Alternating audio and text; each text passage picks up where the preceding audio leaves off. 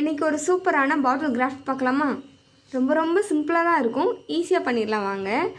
அதுக்கு ஃபஸ்ட்டு கொஞ்சமாக க்ளே எடுத்துகிட்டு கையில் ஒட்டாமல் இருக்கிறதுக்காக பவுடர் கொஞ்சோண்டி போட்டு நல்லா அந்த மாதிரி குட்டி ரவுண்டாக உருட்டி வச்சுக்கோங்க.